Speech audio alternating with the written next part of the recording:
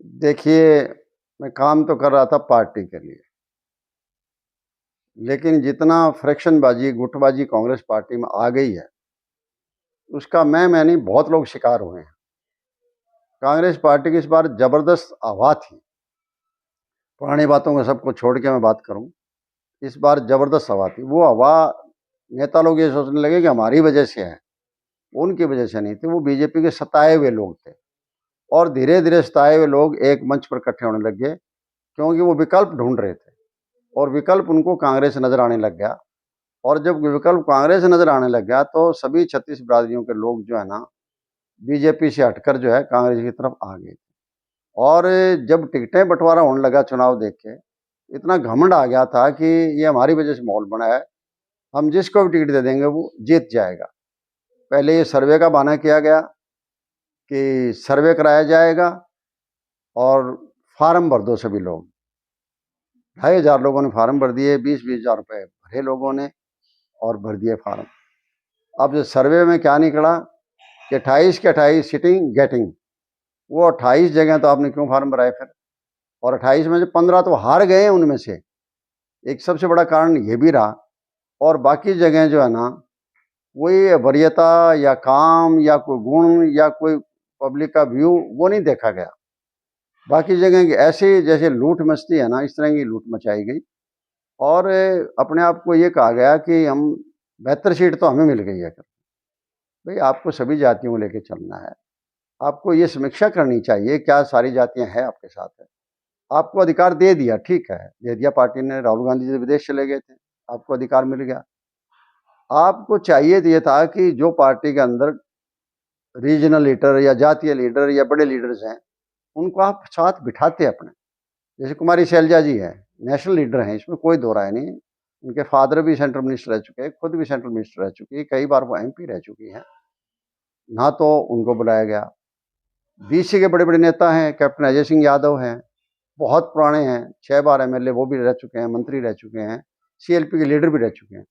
ना उनको बुलाया गया, ना कुलदीप शर्मा जी को बुलाया गया, ना ही रणदीप सुरजेवाला जी को बुलाया गया। जो भी कांग्रेस के शीर्ष नेतृत्व थे, पुराने जो थे लोग थे, उनको किसी को नहीं बुलाया। ना किसी और कास्ट के, मान लो कोई अपर कास्ट में है, कोई लो नीचे कास्ट में है, आपका बीसी हो गया, एससी हो गया और जातियां होगी, सबका जो है ना आपने राय लेकर, खास करके सीनियर लोगों को राय लेकर और तब टिकटों वितरण करना चाहिए था। मैं ये नहीं कहता उनके कहने से टिकट देनी चाहिए थी। अगर आप साबित कर देते कि ये कैंडिडेट ठीक है तो वो बढ़िया है, वो कह देते कि ये कैंडिडेट ठीक है, ताकि एक सारी की सारी एक राय बन जाती। एक तरफ तो राहुल गांधी जी कहते हैं कि बीसी ओबीसी को ऊपर उठाना है, बीजेपी दबा रही है, BC OBC SC SC SC करते रहते हैं।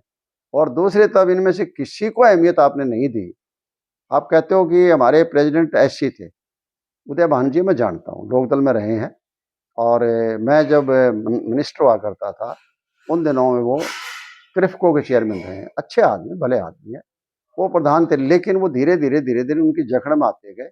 जैसे किसी को कैदी कर लिया करते हैं ना, इस तरह से उनकी कैद में आ गए थे। एक गाड़ी में 2 सवारियां हो गई थी, एक ड्राइविंग सीट पर आ गया, एक कंडक्टर सीट पर आ गया। आपने किसी को और को पूछा ही नहीं है। यहीं से थोड़ा ही निपटारा होता है कांग्रेस पार्टी का। नेशनल पार्टी थी, विकल्प लोग देख रहे थे, लोगों की इज्जत करनी चाहिए थी, लोगों को सम्मान करना चाहिए था। लेकिन जिस तरह से आपने टिकटें बांटी, पहले दिन तो उसी टाइम निराशा आ गई। दूसरी बात है कि टिकटें कब बांटी आपने, फैसला कब लिया आपने? रात को 11:30 बजे, जिस दिन अगले दिन जो तारीख थी आपकी, वो फॉर्म भरने की आखिरी तारीख थी। अब वो आखिरी तारीख को आप टिकट अनाउंस करते हो। अब देखिए ये कोई आपकी बुद्धिमत्ता थी क्या? बीजेपी ने बहुत पहले अनाउंस कर दी थी और आप कर रहे हो आखिरी को, सिर्फ इसलिए कि लोग कभी दूसरी पार्टियों की टिकट ना ले आए जिसको नहीं मिलेगी।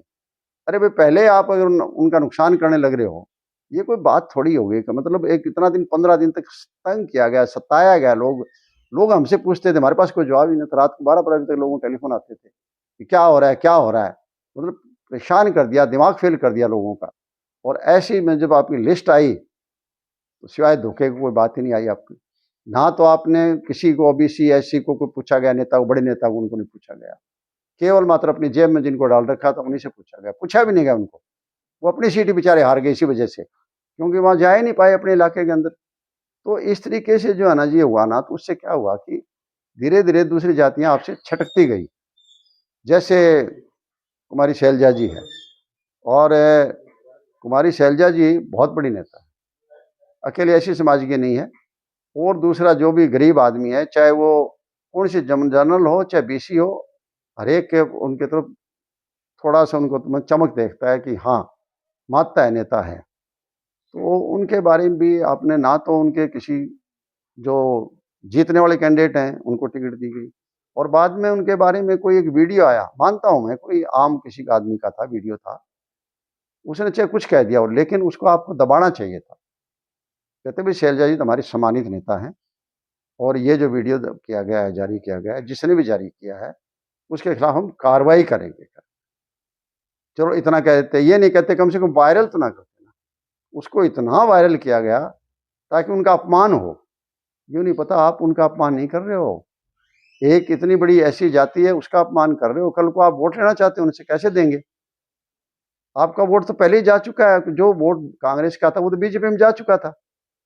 ये तो लोकदल से कमजोर हुआ, वो वोट कांग्रेस में आया था। तो आप वो भी ध्यान नहीं कर रहे कि उस वोट को आप उसको वापस लाना है। और धीरे धीरे वो लोग जो है ना आपसे छटकते गए, आपसे अलग होते गए। ओबीसी आपसे अलग हो गया, और किसान इसलिए निराश हो गया कि अब उम्मीद नहीं रही है, ऐसे हालात में क्या होगा हमारा खर्च। इस तरह सब लोगों में धीरे धीरे निराशा आई, और आखिर में रिजल्ट जो है ना मेरे जैसे आदमी के लिए चमकाने वाला नहीं था, क्योंकि मैं तो रीडिंग कर रहा था जिस तरह हालात कर रखे हैं। जैसे मेरी अपनी बात करते हैं वो टिकट कि सर्वे के आधार पर दी गई है। अरे भाई सर्वे के आधार पर दी गई है तो कैंडिडेट जीत जाता तो भी चलो हमें खुशी होती, सरकार बन जाती। कैंडिडेट 2019 में जीत जाता, 2019 में बीजेपी का बन गया, 2024 में वहां बीजेपी का बन गया, कांग्रेस का तो नहीं बना ना। तो इसका मतलब है कि मेरे को मारना चाहते थे, आपको कांग्रेस को जिताना नहीं चाहते थे आप। इस तरह कर करके सारा को जो है ना आखिर में ये रिजल्ट आ गया। उसके बाद राहुल गांधी जी ने बयान दिया, और राहुल गांधी जी ने कहा कि हमारे पार्टी के जो नेता स्टेट के हैं उन्होंने अपना हित देखा, पार्टी का हित नहीं देखा, इससे हमें लगा कि कार्रवाई करेंगे। हम सबको बुलाया गया था और हमारी बात सुनी गई, जनरल सेक्रेटरी इंचार्ज ने सुनी और आए, लेकिन उस बात का कोई असर नहीं। हम ये सोच रहे थे कोई तो दोषी है, या तो कोई जुम्मेवारी अपने आप ले ले या पार्टी जुम्मेवारी ठहराए किसी की, कार्रवाई करे। इतना बड़ा राजनीतिक अपराध हुआ कि लोग चाहते थे, बीजेपी का विकल्प ढूंढ रहे थे कांग्रेस को लाना, और कांग्रेस पार्टी ने जो है ना लोगों की जितनी कोई भावना का कदर ना करते हुए और वापस बीजेपी को सौंप दिया राज। इतना बड़ा अपराध है, उसका कोई न कोई तो दोषी होना चाहिए था ना।